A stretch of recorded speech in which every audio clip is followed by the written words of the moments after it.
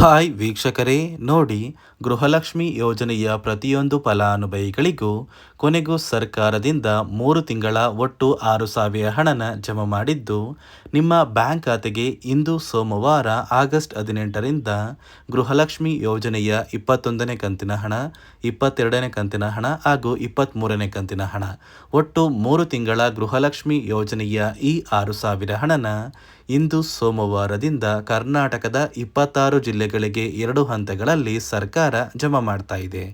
ಅದೇ ರೀತಿ ಸಾಕಷ್ಟು ಫಲಾನುಭವಿಗಳಿಗೆ ಈ ಒಂದು ಹಣನ ಸರ್ಕಾರ ಕ್ಯಾನ್ಸಲ್ ಕೂಡ ಮಾಡಿದ್ದು, ಬನ್ನಿ ಸ್ನೇಹಿತರೆ, ಸರ್ಕಾರದಿಂದ ಬಂದಿರುವಂತಹ ಆ ಒಂದು ಮಾಹಿತಿ ಏನು ಅಂತ ನಾನು ನಿಮಗೆ ತಿಳಿಸ್ಕೊಡ್ತಾ ಇದ್ದೀನಿ. ಅದಕ್ಕಿಂತ ಮೊದಲು ನೋಡಿ ಸ್ನೇಹಿತರೆ, ನೀವೇನಾದ್ರೂ ಇನ್ನೂ ಕೂಡ ನನ್ನ ಚಾನಲ್ನ ಸಬ್ಸ್ಕ್ರೈಬ್ ಆಗಿಲ್ಲ ಅಂದರೆ ದಯವಿಟ್ಟು ಪ್ರತಿಯೊಬ್ಬರು ಚಾನಲ್ನ ಸಬ್ಸ್ಕ್ರೈಬ್ ಮಾಡ್ಕೊಳ್ಳಿ. ಹಾಗೆ ವಿಡಿಯೋಗೆ ಪ್ರತಿಯೊಬ್ಬರು ಕೂಡ ಲೈಕ್ ಮಾಡಿ ಅಂತ ಕೇಳ್ಕೊತಾ ಇದ್ದೀನಿ. ಹೌದು ವೀಕ್ಷಕರೇ, ಗೃಹಲಕ್ಷ್ಮಿ ಯೋಜನೆಯ ಪ್ರತಿಯೊಂದು ಫಲಾನುಭವಿಗಳಿಗೆ ಈಗಾಗಲೇ ಸರ್ಕಾರ 3 ತಿಂಗಳ ಗೃಹಲಕ್ಷ್ಮಿ ಯೋಜನೆಯ ಒಟ್ಟು 6,000 ಹಣನ ಬಿಡುಗಡೆ ಮಾಡಿದೆ. ಸಾಕಷ್ಟು ಫಲಾನುಭವಿಗಳಿಗೆ ಒಟ್ಟು 2 ತಿಂಗಳ ಹಣ ಜಮಾ ಆಗಿದೆ. ಅಂದರೆ ಗೃಹಲಕ್ಷ್ಮಿ ಯೋಜನೆಯ 21ನೇ ಕಂತಿನ ಹಣ ಮತ್ತು 22ನೇ ಕಂತಿನ ಹಣ, ಈ 2 ತಿಂಗಳ 4,000 ಹಣ ಜಮಾ ಆಗಿದ್ದು, ಉಳಿದಿರುವಂತಹ 23ನೇ ಕಂತಿನ ಹಣ ಕೂಡ ಜಮಾ ಆಗ್ತಾ ಇದೆ. ಪ್ರತಿಯೊಂದು ಫಲಾನುಭವಿಗಳಿಗೆ ಸರ್ಕಾರ ಒಟ್ಟು 3 ತಿಂಗಳ 6,000 ಹಣನ ಜಮಾ ಮಾಡಿದೆ.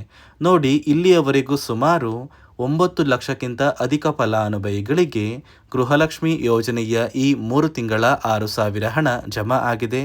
ನಿಮ್ಮ ಬ್ಯಾಂಕ್ ಖಾತೆಗೆ ಸರ್ಕಾರ ಆಗಸ್ಟ್ 18 ಸೋಮವಾರದಿಂದ ಸರ್ಕಾರ ಈ 6,000 ಹಣನ 2 ಹಂತಗಳಲ್ಲಿ 26 ಜಿಲ್ಲೆಗಳಿಗೆ ಜಮಾ ಮಾಡ್ತಾ ಇದೆ. ಅದೇ ರೀತಿ ಈ ಬಾರಿ ಸಾಕಷ್ಟು ಫಲಾನುಭವಿಗಳಿಗೆ ಸರ್ಕಾರ ಈ ಗೃಹಲಕ್ಷ್ಮಿ ಯೋಜನೆಯ ಹಣನ ಕ್ಯಾನ್ಸಲ್ ಕೂಡ ಮಾಡಿದೆ.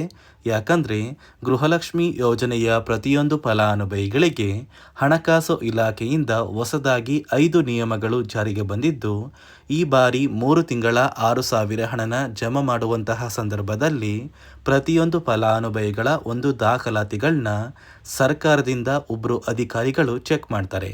ಹೀಗೆ ಚೆಕ್ ಮಾಡುವಂತಹ ಸಂದರ್ಭದಲ್ಲಿ ಸಾಕಷ್ಟು ಫಲಾನುಭವಿಗಳು ಸರ್ಕಾರ ಜಾರಿಗೆ ತಂದಿರುವ ಆ 5 ನಿಯಮಗಳನ್ನ ಪಾಲಿಸಿಲ್ಲ.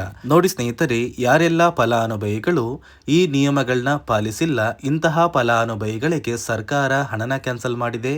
ಮತ್ತು ಯಾರೆಲ್ಲ ನಿಯಮಗಳನ್ನ ಪಾಲಿಸಿದ್ದೀರಾ, ನಿಮ್ಮ ಬ್ಯಾಂಕ್ ಖಾತೆಗೆ ಸರ್ಕಾರ 3 ತಿಂಗಳ 6,000 ಹಣನ ಜಮಾ ಮಾಡ್ತಾ ಇದೆ.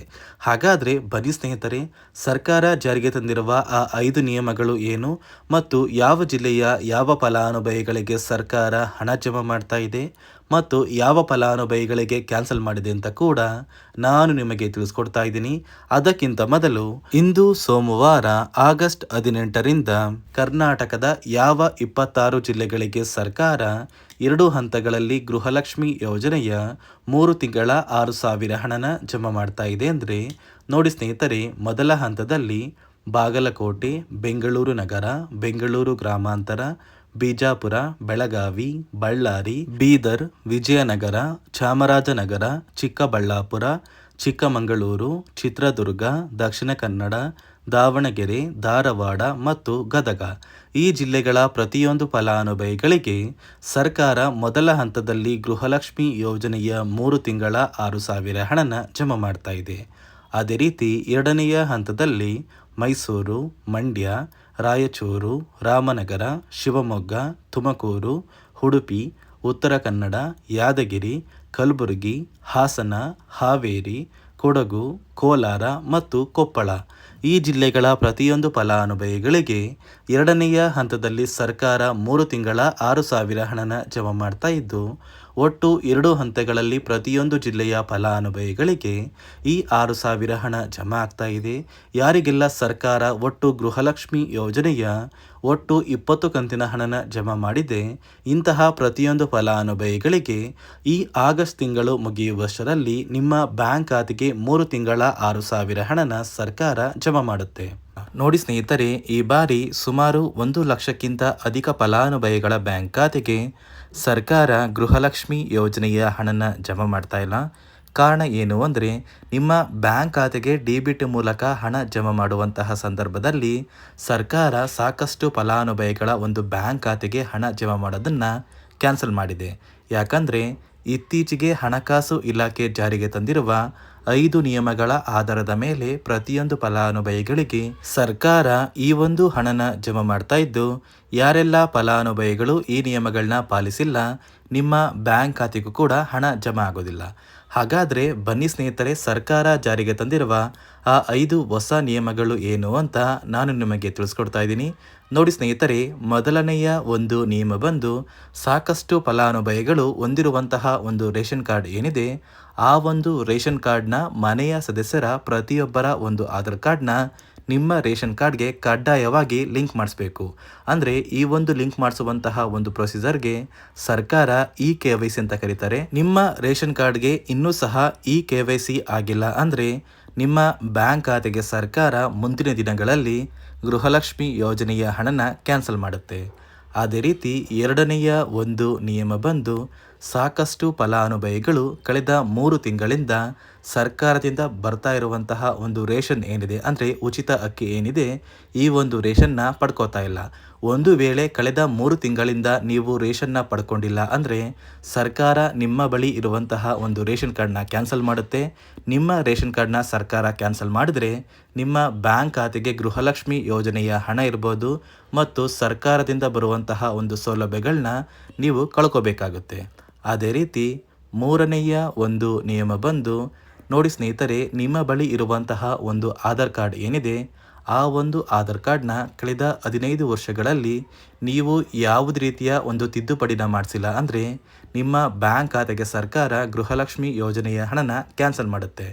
ಯಾಕಂದರೆ ಸರ್ಕಾರದಿಂದ ಬಂದಿರುವಂತಹ ಒಂದು ಆದೇಶದ ಪ್ರಕಾರ ಪ್ರತಿಯೊಂದು ಫಲಾನುಭವಿಗಳು ಕಳೆದ 15 ವರ್ಷಗಳಲ್ಲಿ ಯಾವುದೇ ರೀತಿಯ ಒಂದು ತಿದ್ದುಪಡಿನ ನಿಮ್ಮ ಆಧಾರ್ ಕಾರ್ಡ್ಗೆ ನೀವು ಮಾಡಿಸಿಲ್ಲ ಅಂದರೆ ಕಡ್ಡಾಯವಾಗಿ ಆದಷ್ಟು ಬೇಗ ನಿಮ್ಮ ಆಧಾರ್ ಕಾರ್ಡ್ಗೆ ತಿದ್ದುಪಡಿನ ಮಾಡಿಸಿ. ಅದೇ ರೀತಿ ನಾಲ್ಕನೆಯ ಒಂದು ನಿಯಮ ಬಂದು ನಿಮ್ಮ ಕುಟುಂಬದ ಒಂದು ವಾರ್ಷಿಕ ಆದಾಯ 7 ಲಕ್ಷಕ್ಕಿಂತ ಕಡಿಮೆ ಇರಬೇಕು. ಒಂದು ವೇಳೆ ನಿಮ್ಮ ಕುಟುಂಬದ ವಾರ್ಷಿಕ ಆದಾಯ 7 ಲಕ್ಷಕ್ಕಿಂತ ಜಾಸ್ತಿ ಇದ್ದರೆ ನಿಮ್ಮ ಬ್ಯಾಂಕ್ ಖಾತೆಗೆ ಸರ್ಕಾರ ಗೃಹಲಕ್ಷ್ಮಿ ಯೋಜನೆಯ ಹಣನ ಕ್ಯಾನ್ಸಲ್ ಮಾಡುತ್ತೆ. ಅದೇ ರೀತಿ ಐದನೆಯ ಒಂದು ನಿಯಮ ಬಂದು ನಿಮ್ಮ ಕುಟುಂಬದ ಸದಸ್ಯರು ಅಥವಾ ಗೃಹಲಕ್ಷ್ಮಿ ಯೋಜನೆಯ ಫಲಾನುಭವಿಗಳು ಯಾರು ಕೂಡ ಸರ್ಕಾರಿ ನೌಕರರಾಗಿ ಕಾರ್ಯನಿರ್ವಹಿಸ್ತಾ ಇರಬಾರ್ದು. ಒಂದು ವೇಳೆ ನಿಮ್ಮ ಕುಟುಂಬದಲ್ಲಿ ಯಾರೇ ಆಗಿದ್ರೂ ಸರ್ಕಾರಿ ನೌಕರರಾಗಿ ಕಾರ್ಯನಿರ್ವಹಿಸ್ತಾ ಇದ್ದರೆ ನಿಮ್ಮ ಬ್ಯಾಂಕ್ ಖಾತೆಗೆ ಗೃಹಲಕ್ಷ್ಮಿ ಯೋಜನೆಯ ಹಣ ಕ್ಯಾನ್ಸಲ್ ಆಗುತ್ತೆ. ಈ 5 ನಿಯಮಗಳ ಆಧಾರದ ಮೇಲೆ ಪ್ರತಿಯೊಂದು ಫಲಾನುಭವಿಗಳಿಗೆ ಸರ್ಕಾರ ಹಣ ಜಮಾ ಮಾಡ್ತಾ ಇದೆ. ಒಂದು ವೇಳೆ ನೀವು ಈ 5 ನಿಯಮಗಳನ್ನ ಪಾಲಿಸಿಲ್ಲ ಅಂದರೆ ನೀವು ಕೂಡ ಗೃಹಲಕ್ಷ್ಮಿ ಯೋಜನೆಯ ಹಣದಿಂದ ವಂಚಿತರಾಗಬೇಕಾಗುತ್ತೆ. ನೋಡಿ ವೀಕ್ಷಕರೇ, ಇಂದು ಸೋಮವಾರ ಆಗಸ್ಟ್ 18ರಿಂದ ಕರ್ನಾಟಕದ 26 ಜಿಲ್ಲೆಗಳ ಪ್ರತಿಯೊಂದು ಫಲಾನುಭವಿಗಳಿಗೆ ಸರ್ಕಾರ 2 ಹಂತಗಳಲ್ಲಿ ಈ 3 ತಿಂಗಳ 6,000 ಹಣನ ಜಮಾ ಮಾಡ್ತಾ ಇದ್ದು, ಆದಷ್ಟು ಬೇಗ ಈ 6,000 ಹಣನ ಪ್ರತಿಯೊಂದು ಫಲಾನುಭವಿಗಳು ನಿಮ್ಮ ಬ್ಯಾಂಕ್ ಖಾತೆಗೆ ಪಡ್ಕೋತೀರಾ ಅಂತ ಹೇಳ್ತಾ, ಇದಿಷ್ಟು ಸರ್ಕಾರದಿಂದ ಬಂದಿರುವಂತಹ ಒಂದು ಹೊಸ ಮಾಹಿತಿಯಾಗಿದೆ. ನಾನು ಕೊಟ್ಟಿರುವಂತಹ ಮಾಹಿತಿ ನಿಮಗೆ ಇಷ್ಟ ಆಗಿದ್ದಲ್ಲಿ ದಯವಿಟ್ಟು ಪ್ರತಿಯೊಬ್ಬರು ನನ್ನ ಚಾನಲ್ನ ಸಬ್ಸ್ಕ್ರೈಬ್ ಮಾಡ್ಕೊಳ್ಳಿ.